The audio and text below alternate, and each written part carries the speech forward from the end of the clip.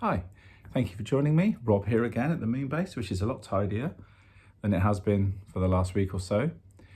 Getting a little bit quieter. Now we're spending time on the Little Men album and just kind of going through the takes. That's what I was doing yesterday at the studio. If you saw my Tuesday video, you know we were in Real World at the weekend, which was fab. And yesterday we did well at the studio, went through some of the stems for the new record, selecting takes. And for the rest of the band, they can chill for a bit. Now it's down to me and Phil Andrews, the engineer, to get together and piece all this stuff together. So we're getting there. So yesterday was a success. But what am I talking about today? This isn't going to sound like, hopefully, some old fart moaning on about music, the state of music, how people listen to music, coming from a 54-year-old. But it is going to be a little bit like that. Can't help it. But, what I hope this will do for maybe some younger musicians out there who watch this, as well as the older ones, is to really sort of get into listening to music again. But firstly, from these round things over here, these records, to compact discs, and in between 8 tracks and cassettes, obviously. And there's obviously reel-to-reel as well. And then DAT tapes and all these things that have come and gone. And now we've got Dolby Atmos. Put your headphones in and you get all this spatial awareness of the music, which is incredible, But all those things are good, and all the little kind of progress that's been made, and then we sort of seem to come back because now people are buying records again, so we seem to have taken a step back. This isn't really necessarily about all of that, because that's going to go until the end of time. There'll be something else next week and the week after. Technology moves so fast, and these companies convince us that we need to listen to this music in this way because it's the best we'll ever hear it. And then within a year or two, it's bust. The company's bust, or the ideas bust. So what have you listened to your music to, or through your phone or laptop or whatever? This is, universally, whatever, as long as you're listening to music, that is a good thing. So I'm not going to get into the techiness of that. This is more of a musician's plea than a sort of music audiophile's plea sort of thing. But having just been in the studio and spending a lot of time in the studio, which I do, and I'm just getting a phone call, but I'll get back to them. Listening is extremely important. And I've touched on a few of the points I might mention today before, but it's always worth just talking about one more time. For instance, I think it's really important as a musician and a non-music listener, but I'm not going to keep non-musician listener, but I'm not going to keep toing and froing. So I'm just going to go for it in the first state of play as musician, and the music listeners come along with me on that trail.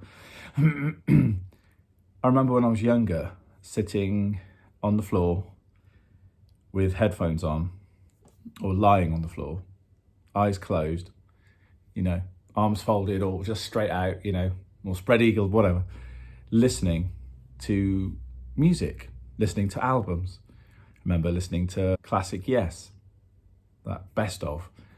I was like 11 or 12, listening to that thinking, what are these guys singing about? And I was listening to the instrumentation. I was listening to the length of the tracks were really long.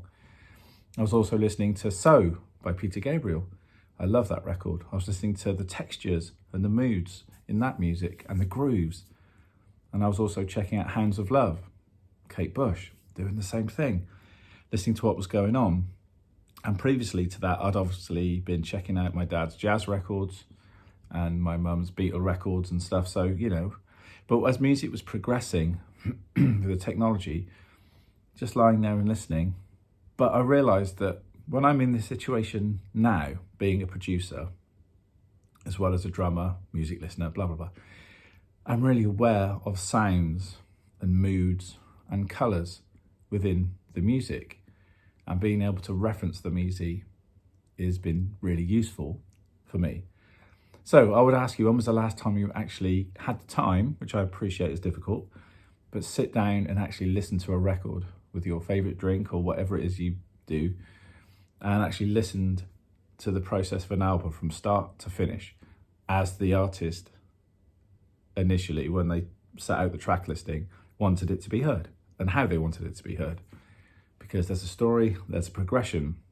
So that's like Mark 1 of what's missing. I think when people are cherry picking MP3s because it's the single or it was the one on the soundtrack to a movie they like or something, and you just cherry pick and all the other tracks just fade away.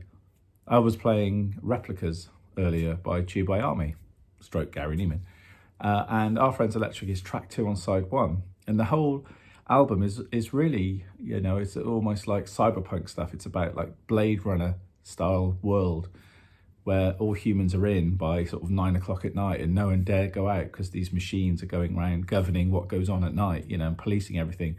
All very Philip K. Dick stuff. You know, if you don't know any of his books, I've got a few down there.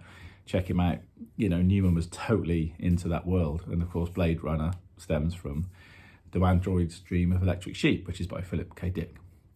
But people pulling out Our Friends Electric because everyone knows it, or they know the cover that was done in the 90s of it, you know, by whoever, Sugar Babes or whoever. You miss Me, I Disconnect From You, track 1, which sets out this whole feeling of this person in this world and how remote they feel.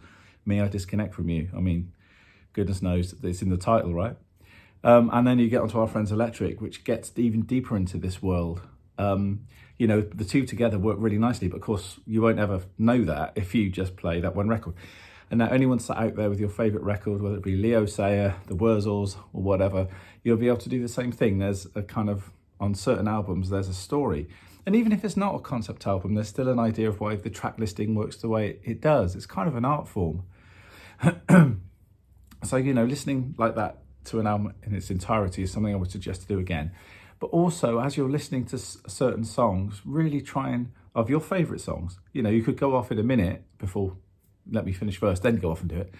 But sit down and actually really, really focus. You might have heard it a billion times, but sit down and really focus. Again, starting again with listening to the drum track, listening to the bass line, listening to the guitars, listening to the piano or the synths and the strings or the synth pads, the vocals, the backing vocals, any rhythmic elements, you know, that are coming in, any percussion, you know, any of the instruments or textures I'm talking about is really, really important, and see how that stacks to make the track that we just go, oh, it's that, you know. And I was listening to a Phil Collins track actually, just over the last few days, called Do You Know, Do You Care, which is on Hello, I Must Be Going. And that's the second album after Face Value, which had, you know, In the Air Tonight and is really heavy kind of divorce songs. But Hello, I Must Be Going is still part of that world. And then you get to know Jacket Required and everything's happy again. And he's ripping off 1999 with Sussudio, which is very naughty. Still preferred 1999 anyway. There's something about the starkness of these songs when he's playing those drums with that big drum sound. The words, you know, say a lot about how he's feeling at the time, the negativity and how he feels, the remoteness of it all. Just his use of any instrument that needs to be in there has to have, you know, a purpose to be there. Now, certain artists, certain periods and genres and periods of time don't really follow this. Like, so there's moments of disco where everything's in there. You know, the live strings, the rhythm guitar, the funky bass, the funky drums, loads of voices, and there's loads going on. And that can be brilliant, right? So it's subjective. But also it's like, I believe that things should be there for a reason. And more, and this is my channel, so I'm sort of talking about how I feel about things, hopefully enlighten you and maybe give you some other things to think about. Anything that needs to go on a track needs to be there for a specific reason. Now, back in the day, I would have thrown everything at a track. Boom, boom, boom. Let's just keep going. Throw a tambourine on it, a shaker. Yeah, throw a bassoon, an oboe, that'll do, you know. Now, I mean, that would have been in my 20s. Now I'm 50 odd, 4 in fact. I think very differently. The artists that I've got in my record collection have taught me that. And just by listening has taught me so very much. Looking at someone like Mark Hollis, the lead singer from Talk Talk, and he was the main songwriter. Lots of interviews from, like, I don't know, 1988 onwards, from Spirit of Eden and Laughing Stock, and then into his solo album. There's so much depth in the music by the fact that there's not much going on. And that doesn't seem to make sense, does it? But there's so many quotes of him talking about silence, is the place where everything starts, and that's the most important sound, is silence, and things like that. And I don't want to misquote him, but those kind of things. And something has to be in the mix for a reason. And that 80s idea of throwing everything onto a track, I still love, as we know. I'm a big 80s fan. I'm not going to mention the names of people I always talk about. But when I heard that, it kind of brought in the second thing that I think is really important, is the space. And musicians also think about this in your playing. The space in the rhythm, the song, the lyrics, the syncopation. The space is everything. I do certain exercises with my students. One's called melody and rhythm, and one is called creating music or fills from the spaces. And you could imagine from the name what that entails. But getting to understand the spaces in the music and feeling the spaces, and almost not playing, or almost, you don't play the spaces, obviously that's why they're rests and spaces, but knowing that you could feel that, but what happens after that space and where it lands on the beat is really, really important from that initial point, from where you started, if that makes sense. And if you're interested in that, send me an email or leave a comment below, and maybe we can sort out some lessons for you and that sort of thing, because it really helps. I don't just do this with drummers, I do this with all musicians, because it really helps them think about their timing, their phrasing, their syncopation, and how much weight is on a space in the music. So that's really, really crucial. So when you're playing that rhythm, like Phil is on Do You Know, Do You Care? Every little bit makes sense. And he could have done some really, for drummers out there, big fat fills in there. But some of the biggest ones are just da, da, da, da, bosh, because it adds to the drama. Not even snare and floor tom together, just that snare drum, the stark sound of that snare drum was powerful enough without adding the low pitch of the floor tom or hanging drums in Phil's case, because they're all concert toms, aren't they? So so that, I think that's really important. And also when you are listening to these songs, so this like point 3, I guess, be able to pick out the various sounds that are in there, and really focus on the job they're doing and the mood they create. Because I'll tell you, on that Phil Collins song, I was aware of the words. It's always a good breakup song, and those feelings of negativity and pain and those kind of things, If you're feeling happy, you can do this with a happy song. The drums are big, bold. There's like big synth bass drone going through it. And a lovely guitar by Daryl Sturmer. That's his name? And then on the last verse, there's the dig-doo, dig-doo, dig-doo, like kind of appreciated synth thing going on. Or it could even be a drum machine thing with pitches added to it, mess about with the various effects on it and stuff. I don't know, but it sounds brilliant. And you know what? I've been hearing that album since I was 12, and I guess it's registered, but I'd never really studied it before and realised it was there. And the atmosphere that it gives as it builds up to that last double chorus is amazing. The smallest thing. And again, having been in real world for the last few days, again, and as a producer, not just a drummer, really aware of everyone's parts. And it's almost like a curse, really, because you start really pinpointing something you really want and desire from a sound, and that need to try and find it. And you could put this to any creative in any sphere of art, music, and everything else. And you can really see why people become a little bit obsessed. So number 4 would be become a little bit obsessed with your music and these sounds. Be fascinated by it. Be turned on by it, Be horrified by some things, Know why you like things, why you don't dislike things. That's always been a thing of mine, as you guys will know. But I always think you need a good reason for saying it, not that it's just crap or not very good. You need to have a reason why you don't like it. Not just because your mates think it's uncool or your partner doesn't like it or something. You need to have a reason. As I've openly said, Queen aren't one of my favourite bands, but I can give you reasons why. But I can also give you reasons why I know they're a great band. That's really important.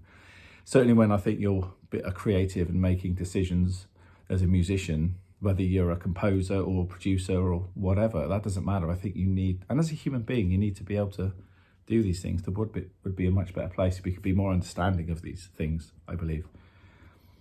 So, yeah, spending time with music, really focusing, And on your drum sound for us drummers, the pitch of the snare drum, does it match the song? The toms, is it worth just getting some other drum heads and trying some other things out? And also your parts, do you need to be as complex, as complicated as you are? Is there something about freeing it up? Or do you need to be more complex than you are? Does it need to be more complicated? These things go all over the place and there's so many options, but it sounds like it's almost tiring when I'm talking about them. It's like too many to worry about. I'm just going to do what I do. That's fine. But we have got time. There's always been time. We just have to make the time to do it. That's all it comes down to. We can all moan that we're not good enough or we haven't had this, that and the other, but really we're in control of our lives pretty much. So we can actually sort out how and when we do these things, and they are worth doing. I'm coming back from the studio as a bit of a crusader for these things. But when you're in a room like that and you're sat there listening to stuff coming back on these huge speakers and you're listening to what you've just created, every little moment in that music matters.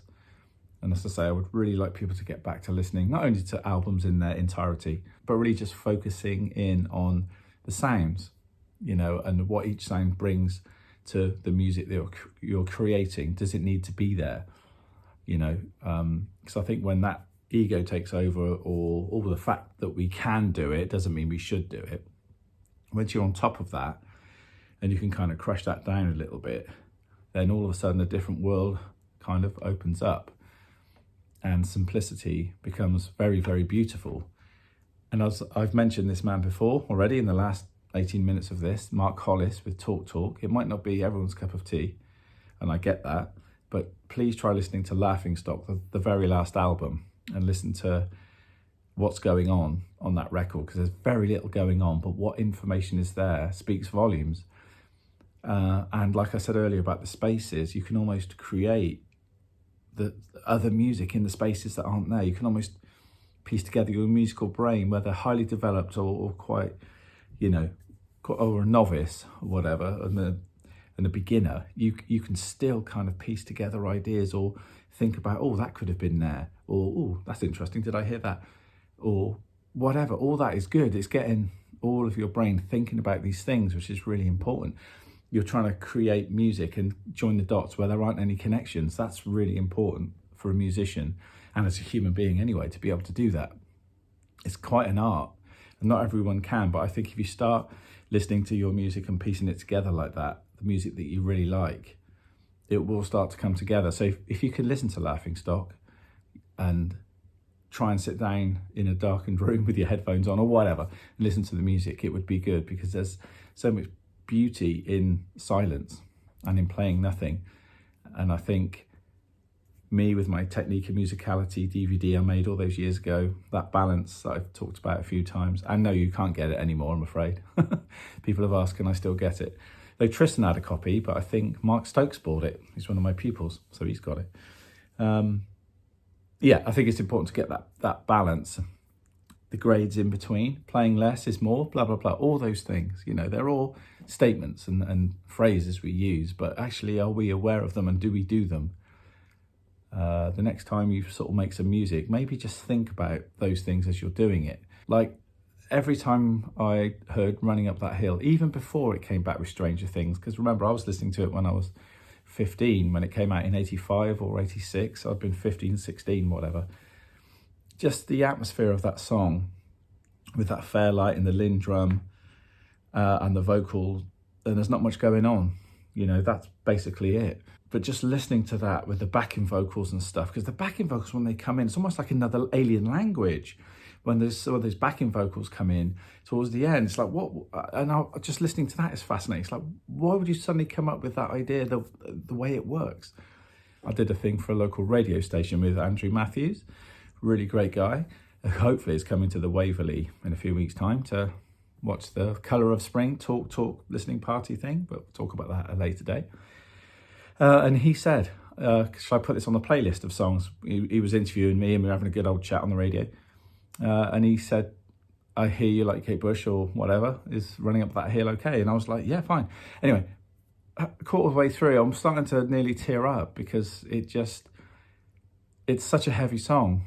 And if you listen to it in the wrong mood, you think, run up the hill, whatever, you know, but nothing to that, not very exciting. There's no guitar solos, it's not funky. No. But yeah, you take the time to listen to it, listen to the lyrical content, the sounds, how those sounds will kind of, almost the Fairlight and the Lindrum not being acoustic, organic instruments, the feeling that gives the music, you know, gives it a remote kind of feeling. And then there's that vocal, you know, which is very complex in itself. And then we've got those backing vocals and just the mood it creates, just that on its own. And it's not the most chordy of songs, there's not loads of chords going on, but how come songs like that can get an emotion, an atmosphere, a feel, and can evoke a reaction, you know, just as much as listening to the most complex classical music or jazz music or some opus from, you know, Tool or Yes or, you know, Porcupine Tree, you know, some like 30-minute rock opera thing, you know, which has all of that. You think, yes, that's got all those emotions, and yet a 3-minute pop song can just, or even a shorter. I was listening to a Scott Walker tune the other day that's only 2 minutes long or something on Scott 4. And that was just, I can't remember the name of it now. If somebody will remember, I'll put it in the comments below, please. It's like track 2. It's almost just like, it almost feels like it was never finished. It's so short, it could have had more done to it. But yeah, so how does that work? And we're all in control of this. So, you know, there's 2 ways of looking at it. As the musician, we can use all of these things and put it into the way we play the music, the way we orchestrate our parts, the way we create the soundscape, the feel, the tempo, the vibe, the lyrics, all of it, to the audience for our demos, for our cover versions, or whatever we're going to do. You know, our original music really is what this should be about, unless you want to rework other people's music, which is also fine, you know. And then there's the listener, getting in a bit deeper as well. You don't have to understand the nuts and bolts of it all, but just listening to how that music makes you feel, and go a bit deeper beyond just listening to the lyrics and the tempo. You know, listen to the instrumentation, what's going on, and how that kind of bends the way that, and the shape of the song, you know, because there are reasons why those sounds are on that record. You know, it's not just one person's kind of thoughts, it's kind of one person's thought that then generates itself into the music, then generates itself into how they perceive you should be listening to it, or how you perceive you'll be listening to it. Sometimes, I think most of the time it works. Sometimes I guess it doesn't. Somebody writes a song and says, oh, this is a dance classic, and they go, oh, it's supposed to be a really sad, heartfelt song. Doesn't happen very often, does it? But there's bound to be somebody that writes to me and says, oh, well, how about this then, you know? I mean, it's like the Birdie song was always going to be a comedy song, right? You can't suddenly tell me that was going to be sung by opera singers in a few years' time. But yeah, anyway, so as drummers, you know, maybe we could just think about how we play, how we represent ourselves on the social media with the drum covers and all those kind of things. Maybe digging a bit deeper for something different, and not always playing a million strokes an hour, you know, maybe just playing slightly less, more syncopation, more dynamic control. Anyway, I'm not dictating that. I'm just saying maybe it's something else we could all think about. And I'm working on it all the time with my pad videos, with my shorts. Sometimes it might not seem like it, but I'm always working on this process. So there you go. Anyway, so as I've said before, if you're interested in drum lessons or anything, give me a shout. I do online lessons as well as face-to-face lessons down here in the southwest at a place called Narm Studios, which is just outside Bath and Bradford-on-Avon. I could do face-to-face lessons there, or we can do online stuff. Also mentoring as well. I do mentoring, and also obviously I'm producing music as well. So if you want me as a producer or arranger of your music, you're interested in some of the stuff that I've done, or you want to find out more, please contact me. You can either message me down below, or you can contact me via the email here. I'm going to crack on because I'm getting lots of phone calls coming through from lots of different people, from my mum through to someone who works at a local studio who might have a session for me. So I better get all these things in my head before I go. So have a great weekend. We're coming to the weekend. Have a good one if you're playing and everything. And as I say, be good, listen to music, have fun, but just give it an extra little thought this time. All right, take care, guys, and I hope you enjoyed this. Leave comments, keep liking, subscribing, blah, blah, blah, blah. I've got to get back to these phone calls. All right, guys, take care. Speak soon. Bye.